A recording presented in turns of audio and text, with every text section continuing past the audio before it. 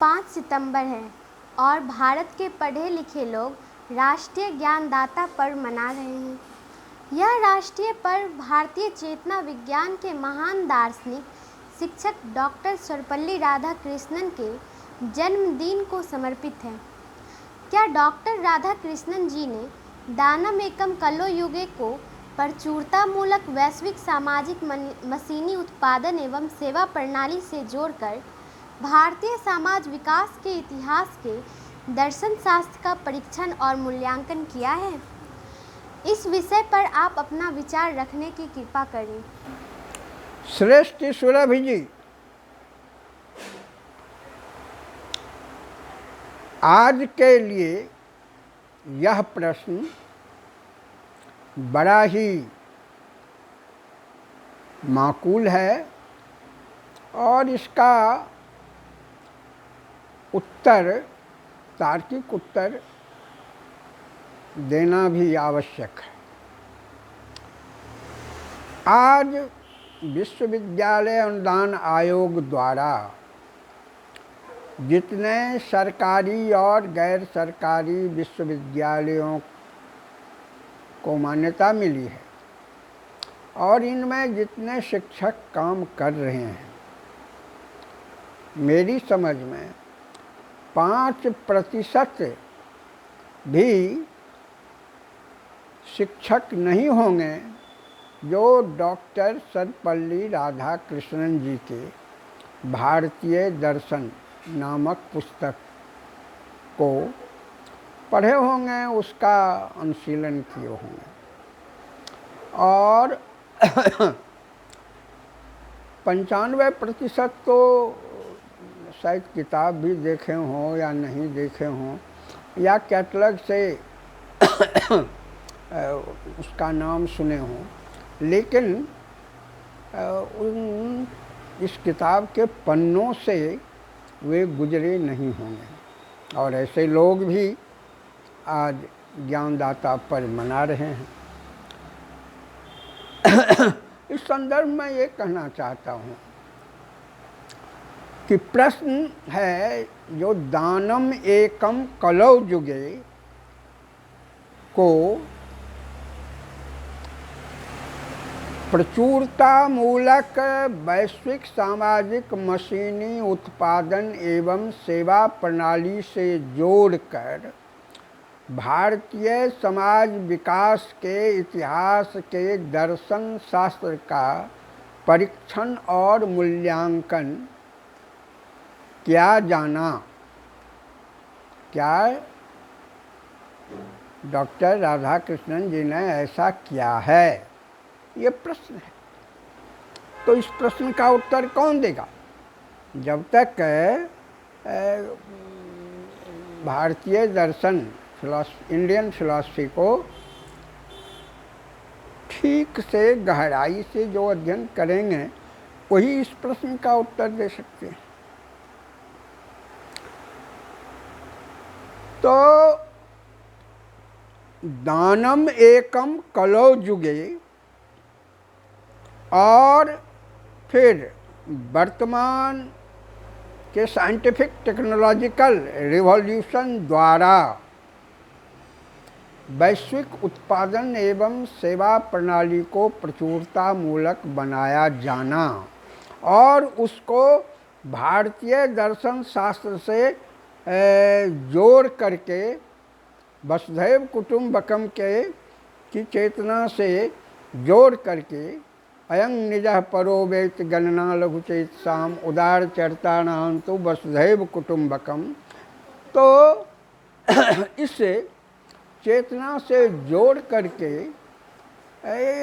भारतीय समाज विकास के इतिहास का जो दर्शन शास्त्र है उसको दिखलाना, तो राधाकृष्णन जी ने किया है।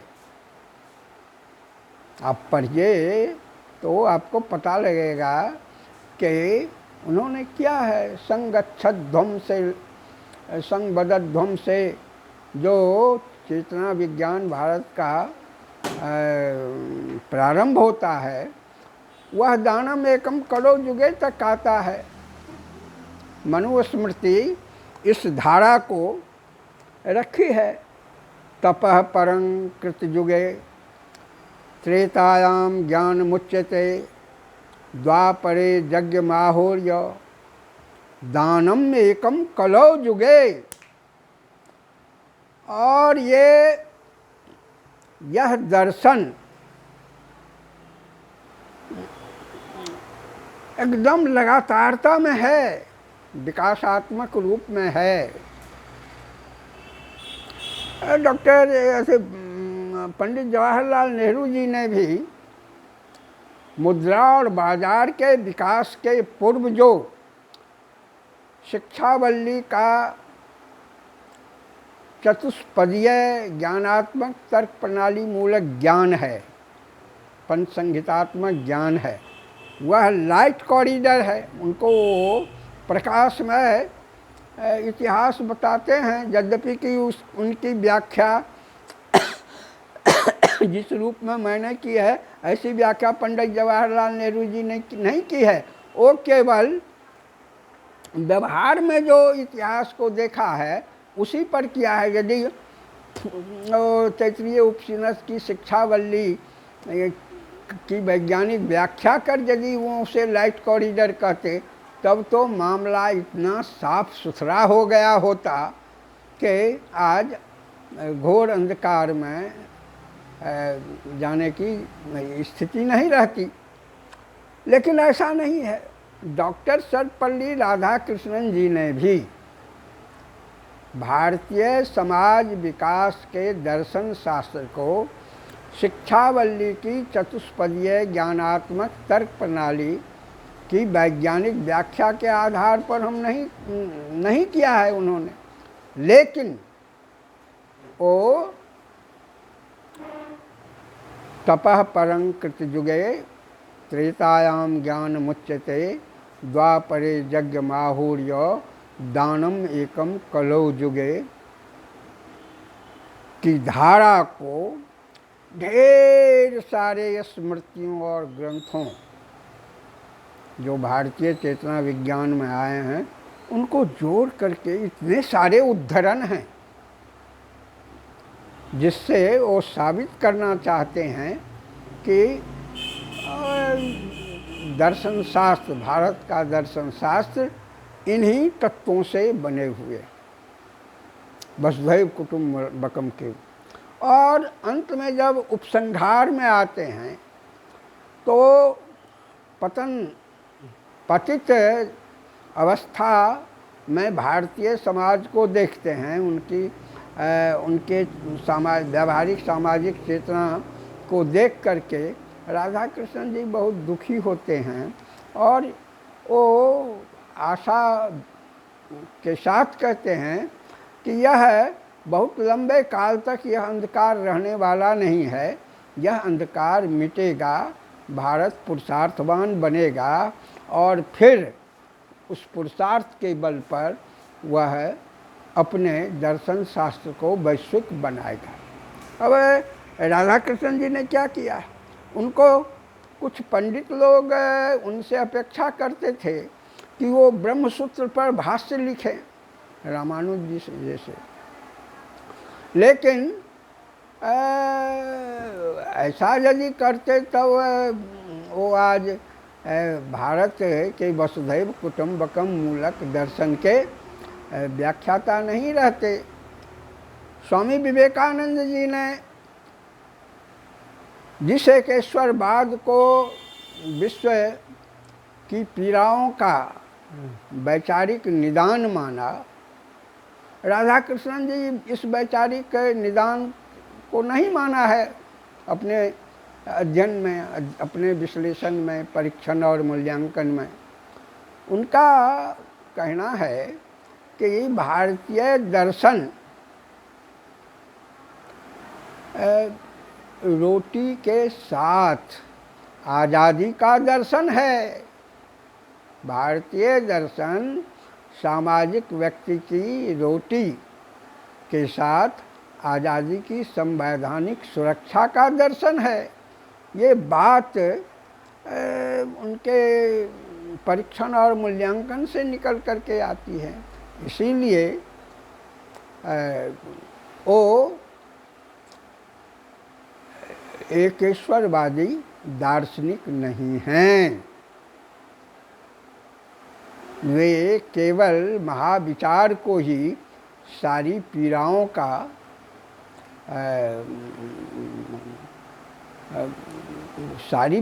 का समाहार नहीं मानते। कहने का मतलब कि वैज्ञानिक तकनीकी क्रांति ने आज दुनिया को क्या कर दिया है। वैज्ञानिक तकनीकी क्रांति ने श्रम के मशीनी औजारों को इतना परिष्कृत कर दिया है, इतना परिष्कृत कर दिया है कि मानव सामाजिक व्यक्ति का श्रम, मानव जात के सामाजिक श्रम जो है वो इकोनॉमिकली यूजलेस और सोशली रिडंडेंट हो गया है। उसकी कोई पूछ नहीं है। इसलिए इतना अपराध जो बढ़ रहा है, इतना आतंकवाद हो या नक्सलवाद हो या ढेर सारे जो अपराध दुनिया में माफिया गिरोह काम कर रहा है, कानून को तोड़ने वाले लोग काम कर रहे हैं। और कानून को तोड़ने वाले केवल माने राज सत्ता के क्षेत्र से बाहर ही कानून तोड़क नहीं है, राज सत्ता के भीतर भी कानून तोड़ने वाले हैं। अब देख लीजिए, लेनिन की समझ है कि समाज में बुनियादी क्रांति कब आती है, तो जब उनका कहना है कि जब कानून को बनाने वाला खुद कानून को नहीं माने। एक क्रांति का प्रथम शर्त है कि आज ढेर सारे कानून बनाए जाते हैं और लागू नहीं होते हैं, क्योंकि कानून बनाने वाले ही उस कानून को मानने के लिए तैयार नहीं है। दूसरी बात जो लेनिन साहब कहते हैं वो है कि यदि कानून बनाने वाले उस कानून को नहीं मानते हैं तो फिर शोषक वर्ग उस कानून को मानने के लिए क्यों तैयार होंगे। तो दूसरा ये है, और जब ऐसी परिस्थिति उत्पन्न होती है कि कानून बनाने वाले कानून को नहीं मान रहे हैं, कानून तोड़क बन रहे हैं, और जिसके ऊपर ये कानून लागू किया जाना है वो भी कानून को नहीं मान रहे हैं, माने संपूर्ण समाज में अधर्म आ जाता है, भ्रष्टाचार आ जाता है। क्यों आता है? तो इसका मूल कारण है कि उत्पादक शक्ति का विकास बहुत आगे हो जाता है और उत्पादन संबंध जो सामाजिक है वो बहुत पीछे रह जाता है। यदा यदा ही धर्मस्य ग्लानिर्भवति भारत अभ्युत्थानम अधर्मस्य। ये भ्रष्टाचार का मूल कारण वहाँ है कि आज इलेक्ट्रॉनाइजेशन, ऑटोमाइजेशन, कंप्यूटराइजेशन, रोबोटाइजेशन, रिमोट कंट्रोल जैसे इंस्ट्रूमेंट ऑफ प्रोडक्शन आ गए हैं। अब मानव श्रम के ज़रूरत 80% ज़रूरत ख़त्म, तो ये 80% लोग तो इकोनॉमिकली यूजलेस और सोशली रिडंडेंट हो गए हैं। तो ये अधर्म है, ये अधर्म है। इसीलिए भारतीय चेतना विज्ञान का कहना है कि जब अभाव मूलक था तब तो बड़ी मछली छोटी मछली को खाने का प्राकृतिक अधिकार रखती है। Struggle for existence, survival of the fittest, elimination of the weakest, वहाँ ठीक था। डार्विन साहब का जीव विज्ञान जो कहता है वो ठीक है, लेकिन मनुष्य तो मछली नहीं न है, मनुष्य तो जानवर नहीं न है जो जीवस्य जीव भोजनम वाली बात होगी। मनुष्य तो विवेकशील प्राणी है। तो मनुष्य जब प्लेटो साहब का विवेकशील प्राणी है, तब भी यदि struggle for existence, survival of the fittest, elimination of the weakest लागू है, तब तो ये भयानक बात हो गई, ये भयानक बात हो गई। और भारतीय समाज विकास का व्यावहारिक सामाजिक चेतना विज्ञान कहता है कि जब मशीन आकर के दुनिया में इतना धन पैदा कर रहा है, इतनी सुविधाएं पैदा कर रहा है, तब तो दानम एकम कलो जुगे होना अनिवार्य है। यही भारतीय दर्शन है वसुधैव कुटुंबकम का। जवाहरलाल नेहरू यूनिवर्सिटी में भारतीय दर्शन शास्त्र परिषद द्वारा प्रथम एशियन फिलॉसफी कांग्रेस का आयोजन किया गया था और मैं उसमें था। रामकृष्ण राव थे उसके अध्यक्ष। और उसमें मेरा एक ही प्रश्न था कि यदि आप दानम एकम कलो जुगे के आधार पर भारतीय समाज को संवैधानिकतः जात विहीन बना सकते हैं, यदि आपका दर्शन ऐसा है, तब तो वह दर्शन है, नहीं तो बकवास है, पूर्णतः बकवास है। आप कीजिए ना, बकवास कीजिए, करते रहिए। तो रामकृष्ण राव जी ने मुझे कहा, जो Sachin ji, cast cast cast घोर अन्याय हो रहा है, आप एकदम ठीक कहते हैं कि कास्ट कास्ट, इसको जाना चाहिए, इसको जल्दी जाना चाहिए। और सुप्रीम कोर्ट के जज मार्कंडेय काटजू भी कहते हैं कि जितना शीघ्र ये भारत से जात व्यवस्था जाएगी, उतना शीघ्र भारत का जनतंत्र रोग मुक्त होगा। लेकिन 341 धारा पर कुछ भी नहीं बोल रहे हैं। न रामकृष्ण राव जी को कुछ बोल रहे हैं, जो भाई 341 धारा को तो पहले हटाया जाए तार्किक ढंग से, दानम एकम कलो जुगे के माध्यम से। और न मार्कंडेय काटजू जी इस पर विचार रख रहे हैं। तो आज यदि हम 341 धारा को भारत के संविधान से हटा देंगे, तो भारतीय समाज का डोमटोली, बभन टोली, भारतीय समाज की बभन टोली, डोमटोली, दुसट टोली, चमट टोली, गुअट टोली, धनुक टोली, केवट टोली मिट जाएगी क्या? नहीं मिटेगी, क्योंकि तेन तक तेन भुंजी था बाला जब नियम आया था माँ गिरदा कस्तुत धनम के साथ, तो उसे सामाजिक स्वीकृति मिल गई थी, जो कम से कम अब ताकतवर लोग हमें हमारी रोटी को तो नहीं छीने गए। और वह सामाजिक स्वीकृति जो अपरिवर्तनीय पुश्तैनी सामाजिक श्रम बना करके दिया गया, वह सामाजिक स्वीकृति 341 धारा में है। हम क्या इतना नहीं कह सकते हैं कि हम 341 धारा में नहीं रहेंगे? शिक्षक दिवस का ही संदेश है, ज्ञानदाता पर्व का ही संदेश है, भारतीय ज्ञानदाता पर्व का ही संदेश है कि हम 341 धारा में नहीं रहेंगे, हम संविधान की धारा 5 में रहेंगे। इतनी हिम्मत क्या? इतने बड़े लोग जो इतने बड़े विद्वान जो MP बन करके जाते हैं, प्रधानमंत्री और राष्ट्रपति बनते हैं, उनमें क्यों नहीं आ रही है ये हिम्मत कि वो कहें कि नहीं, हम संविधान की धारा 5 में रहेंगे, हम संविधान की धारा 341 में नहीं रहेंगे। ये राम धर्म को मानने वाले,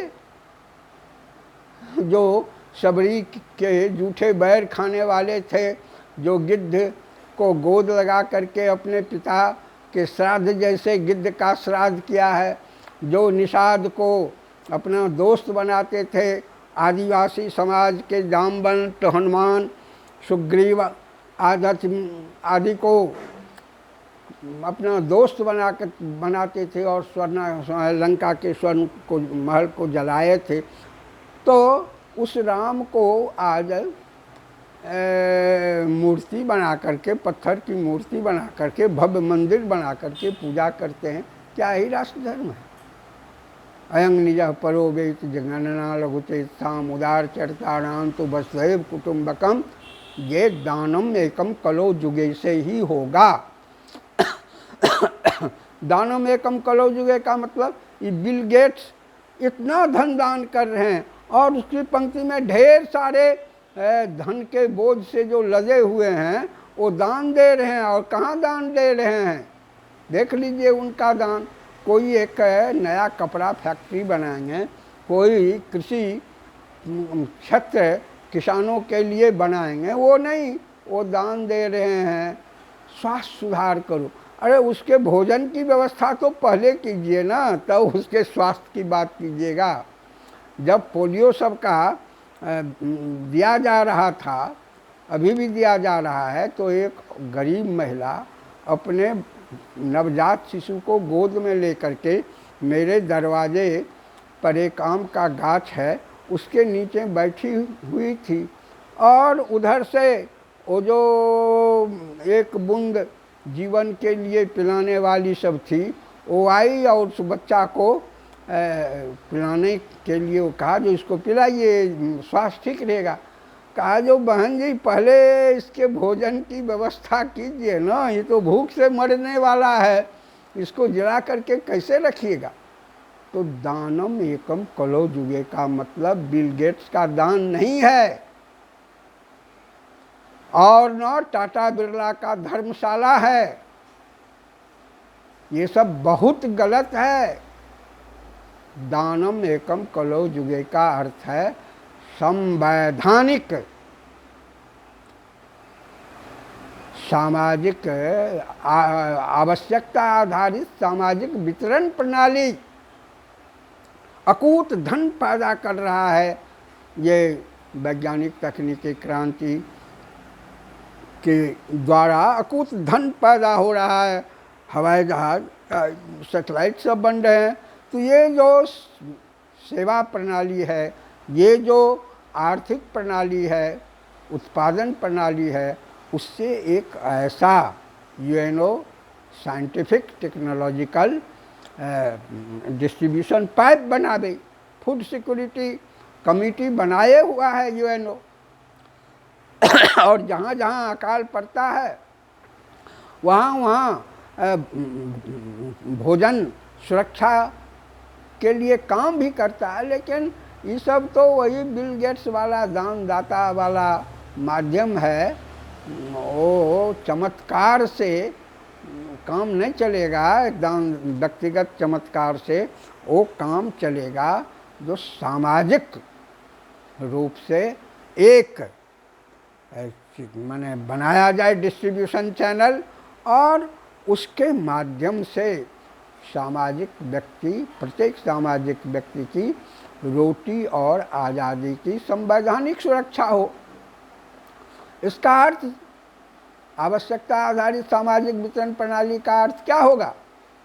इसका अर्थ यूनिफॉर्मिटी थोड़े है कि 100 रुपया 100 आदमी है, बच्चा बूढ़ा बीमार और हल जोतने वाला सबको 1-1 रुपया दे दो। नहीं, आवश्यकता आधारित सामाजिक वितरण प्रणाली का अर्थ है जो नवजात शिशु को दूध मिले, किसान को खाद बीज मिले और उतना जितने कैलोरी उसको चाहिए उतना मिले और पढ़े लिखे लोगों को किताब कॉपी और उसके अनुसार भोजन मिले। ये है नीड बेस्ड सोशल डिस्ट्रीब्यूशन।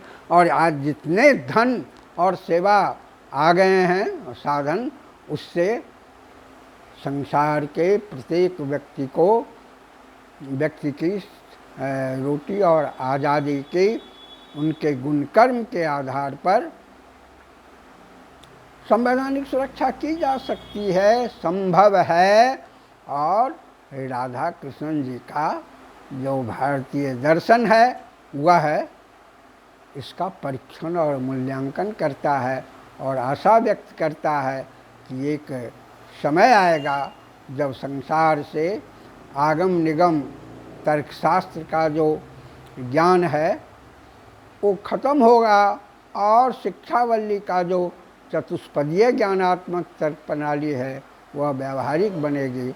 इसी के साथ हम शिक्षक दिवस के अवसर पर डॉक्टर सर्वपल्ली राधाकृष्णन जी को प्रणाम करता हूँ, जिन्होंने भूमंडलीय उत्पादन सेवा प्रणाली के दौर में भूमंडलीय भारतीय विचार को